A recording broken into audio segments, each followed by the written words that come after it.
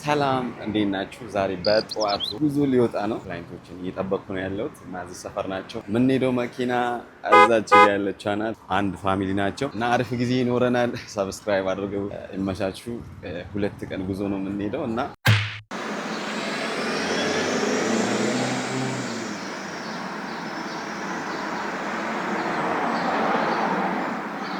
አዲያም ነው። አዲያም እዚህ ጋርስ ሙኒ ያ እዚህስ Magda.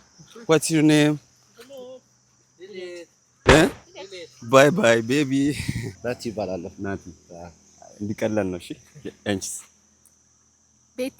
ቤቲ ዋው ይበራ አያደደተኝ